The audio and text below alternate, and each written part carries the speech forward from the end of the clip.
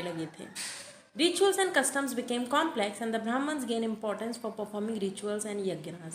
तो अब क्या हुआ था कि अब जो ब्राह्मण्स थे उनकी इम्पोर्टेंस बढ़ गई थी, क्योंकि ये जितनी भी पूजा पाठ कराते थे, यज्ञ कराते थे, ये सब कराते थे जो प्रीस्ट होते थे, यानी कि जो पुरोहित होते थे, इसके अलावा जो ब्राह्मण होते थे, तो इन लोगों की इम्पोर्टेंस बढ़ने लगी थी। अब they were now given offerings in the form of gold, cloth and cattle, which are still considered a symbol of wealth.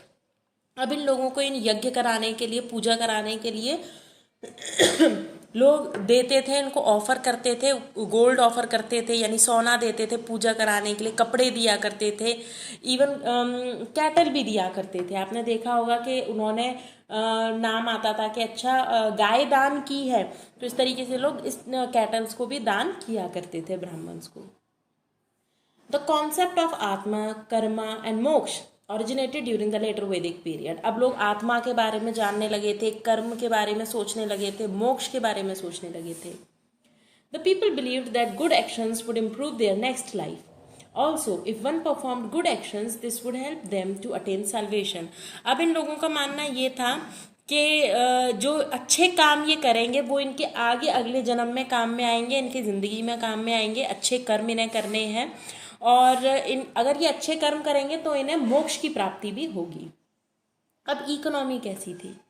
The later Vedic economy was agrarian in nature. The discovery of iron revolutionized the economy in the later Vedic age. Agricultural tools were now made of iron. तो अब यहाँ पर लोग agriculture अच्छा खासा करने लग गए थे, मॉडर्न मेथड से करने लग गए थे, आयरन के बने हुए इक्विपमेंट्स यूज़ करते थे एग्रीकल्चर करने के लिए। The iron tools were also used to clear forest for the purpose of cultivation. इसके अलावा ये जंगल साफ करते थे जिससे कि इन्हें ज़मीन मिल पाए एग्रीकल्चर के लिए। Cattle remained a valuable resource and a symbol of wealth. Cattle were still used as a medium of exchange. Metals like gold, silver, copper, tin and bronze were used, and iron smelting was an important industry.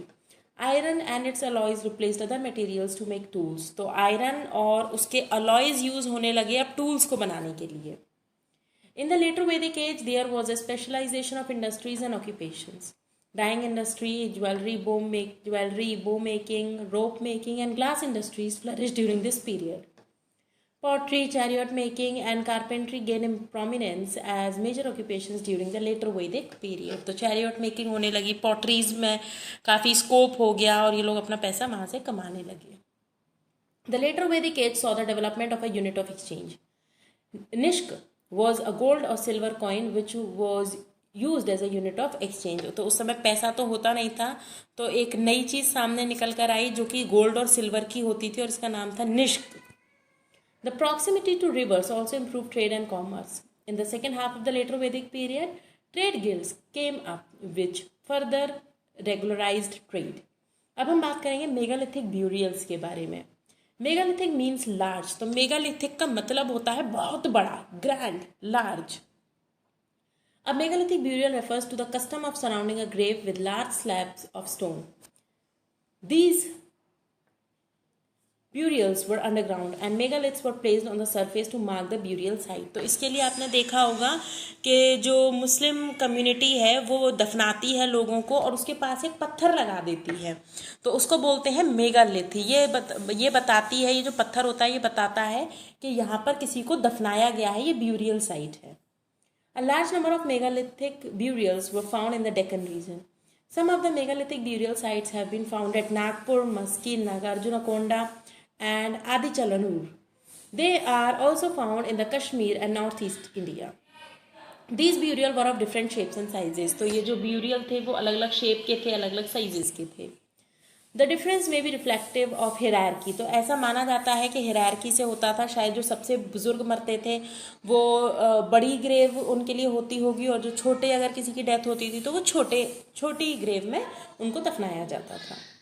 The burial techniques also varied. For instance, in some megalithic burial sites, the bones of the dead were collected in an urn and buried in a pit. Certain graves have been encircled with stone around its boundary. तो अलग अलग तरीके से लोगों को दफनाया जाता था, कभी तो ग्रेव को पूरी तरीके से कवर कर देते थे। Some graves include pottery, clothes, jewelry, weapons and other items of daily use which may have belonged to the deceased. तो वहाँ के आसपास ज्वेलरी भी मिलती थी, वेपन भी मिले, इसके अलावा पॉटरी भी मिली और क्लोथ्स भी मिले। अब ये जो इनाम गांव की केस स्टडी है ये आपको खुद करनी है, ये आपका होमवर्क है। फिर भी अगर कोई डाउट होता है तो आप डिस्कस कर सकते हैं। आपको ये की टर्म्स भी अपनी नोटबुक में करने हैं और ये माइंड मैप भी अपनी नोटबुक में ड्रॉ करना है। In the next class we will discuss the exercises as well as the question answers of this chapter. Till then, bye.